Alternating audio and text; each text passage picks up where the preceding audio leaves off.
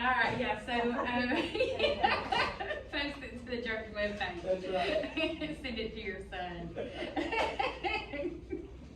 Okay, all right, so we are gonna talk about cue reads at this meeting. That's something that everybody has been implementing the last month? Yeah, 4 it's weeks? been around 4 or 5 weeks. Okay, so we should all have a pretty good handle on it. So I know that these are the packets that y'all get every week. Is that still helpful to get what you're using?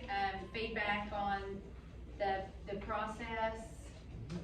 Y'all like getting Oh, the, yeah, the, absolutely, yeah. okay. So let's just talk, we've been using this one is Savas Realize, the cue read. Let's talk about the source. I know, Mr. Parton, you had talked about a concern for the gifted kids.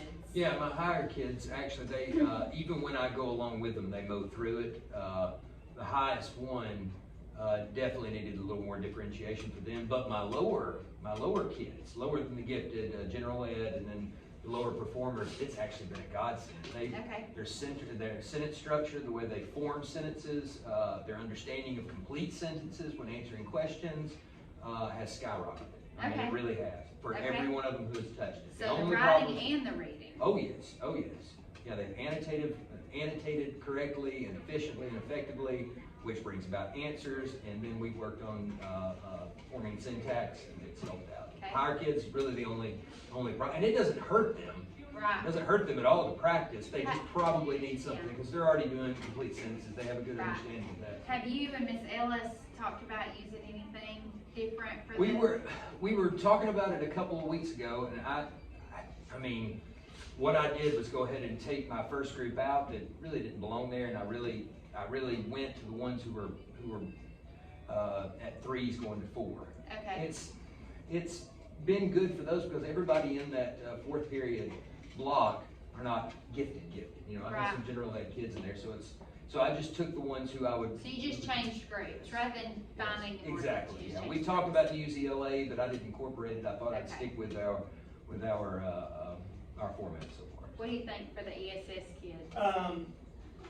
The main takeaway feature that we appreciate is the smaller group.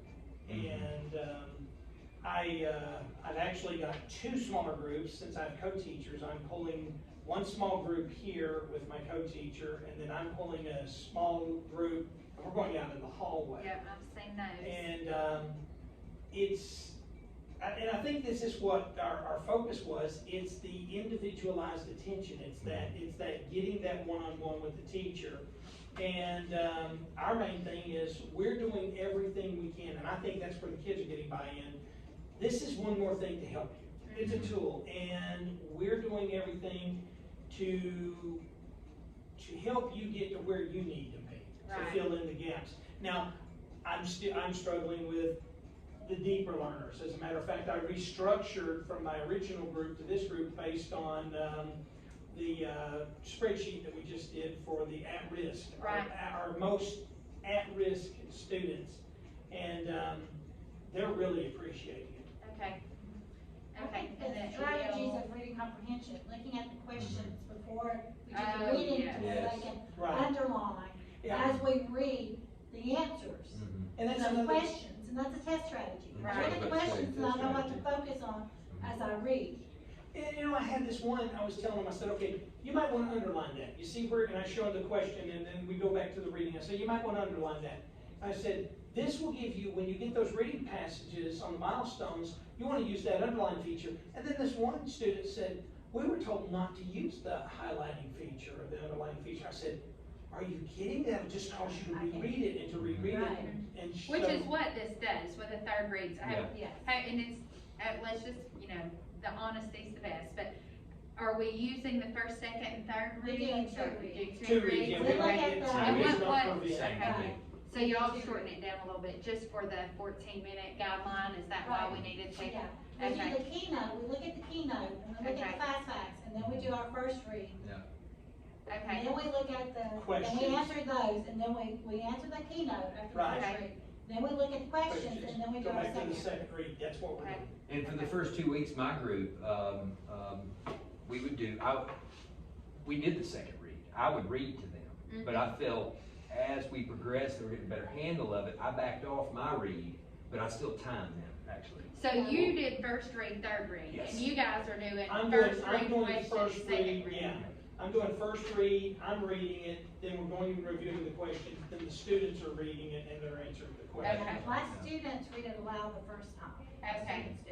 Okay, And then the second read is a silent read, time minute, for them to go back and find the question. okay. Yeah. Well, what I have seen, y'all know I come by, try to come at least one period a day, and what I've seen, are a lot of the verbal talk about vocabulary and contextual vocabulary, which we know hits multiple times on their score of their test because the style level is scored, and then also what they get on the ELA, EOG. Any other concerns about the strategy? Obviously, we're gonna keep going with it, but any other concerns that? I don't know if it's a concern, it's just, it's Or that time, feedback. yeah, feedback, time prohibitive. If we were looking at this as a true intervention strategy, especially going into milestones review, it almost would be like, this would be a great, I don't know, I can definitely encompass a lot more than 10 minutes or 14 minutes in this. Mm. I could spend almost a half an hour on this, especially with my kids. Yeah, well, and the idea is that the kids learn, one, to annotate, two, to find main ideas, and like y'all said, read the question, and then when you reread, you're reading with a purpose. Yeah. Right. So the first time you're kind of reading for it, so they're learning a grand skill that, every day in every class. Yes. It's being hammered on, so almost now it should start becoming second nature. And that is So- true in my classes, the But it is kids already understandable started. that you Yeah. guys, especially with the EL groups that you have during the day and the students with disabilities that you have during the day, that it could take more time. But if you don't get to 3 questions, but they learn to reread to find it for one, that's still, effective. Oh, it is, it's Right. beneficial, yeah. But I do understand the time. And y'all are doing a great job incorporating it and still getting through your unit. I mean, I don't feel like it's slowed y'all down a whole lot, so. My starters usually, do 10 Oh, minutes, yeah, that's 7, great. 10, Yeah, it's because I probably do quick still writes like a the starter. lot, so Yeah. it wasn't that much of a stretch for me, so. Yeah, same thing with me,